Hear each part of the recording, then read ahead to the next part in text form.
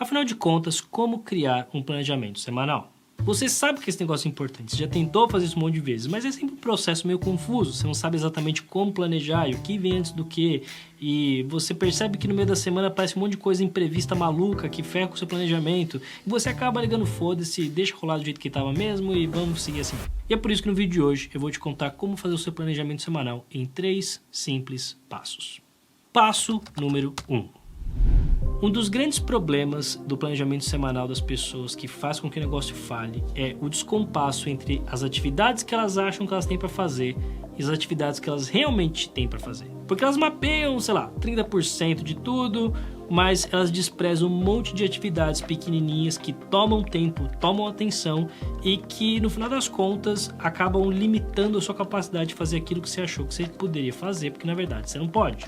Por isso, você precisa ter a certeza de que você identificou todas as tarefas que você tem pendentes. E em geral, você vai ter 3 tipos de coisas. Você vai ter as coisas do seu calendário, que é quais são os eventos que eu tenho na semana que vem, tem alguma coisa marcada na minha agenda ou não. Que é a parte mais fácil, se você tem um calendário funcionando, você não deveria ter problema com isso, mas se você não tem um calendário funcionando, você provavelmente se enrola com compromissos. Você vai ter as suas atividades não recorrentes, que muitas vezes não estão adequadamente planejadas.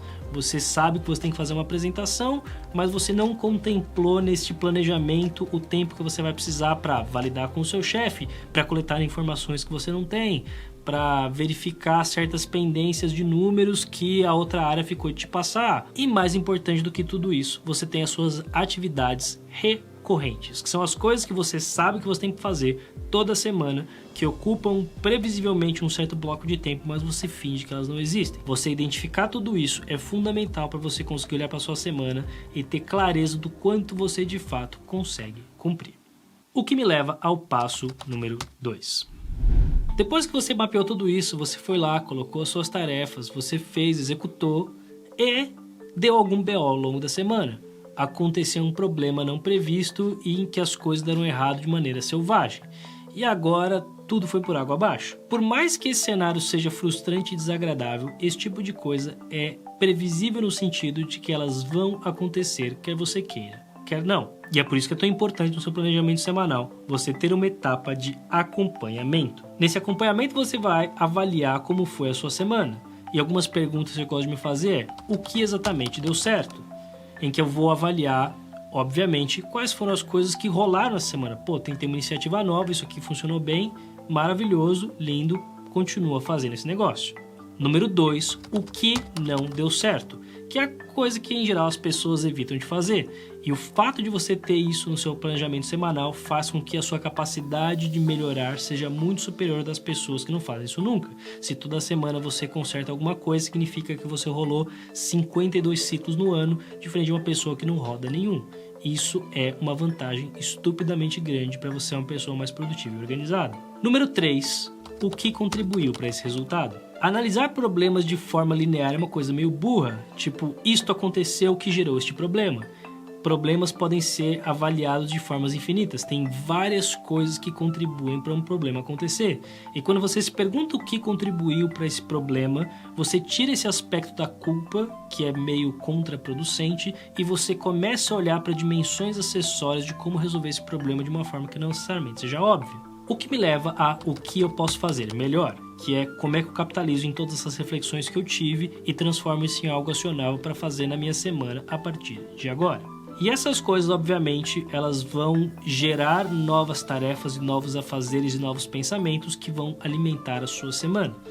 Então, se você identificar as suas atividades, a partir delas você consegue distribuí-las no tempo e você tem esse ciclo de otimização constante em que você reavalia as suas atividades.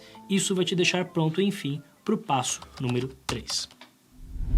Com o passar do tempo, você vai chegar à conclusão, especialmente quando a gente fala de tarefas de âmbito pessoal, que certas atividades não estão mais alinhadas com o que você quer. Você achou que você queria aquilo, você tinha se comprometido a entrar na academia esse ano e malhar 3 vezes por semana. E você chegou à conclusão no meio do caminho que você não quer mais isso, ou você até quer, mas não está disposto a pagar esse preço mais porque tem outras coisas que são mais prioritárias. E é por isso que é fundamental que no seu planejamento semanal você tenha um momento para analisar o quanto essas atividades que você está fazendo permanecem alinhadas com o seu objetivo. E beleza, talvez você tenha dúvida numa revisão e dúvida em outra, mas se passou 4 revisões semanais, 4 planejamentos semanais e você continua se questionando por que você está fazendo essa atividade que ela não faz sentido, está na hora de você mudar. Porque afinal de contas não existem atividades erradas, existem atividades que levam você aonde você quer ou que não levam aonde você quer. E se você não tem exata clareza do que exatamente você está buscando e precisa de um auxílio nisso para você conseguir azeitar todo o resto, dá uma olhada nesse vídeo aqui, em que eu vou te ajudar a descobrir o que é que você realmente quer.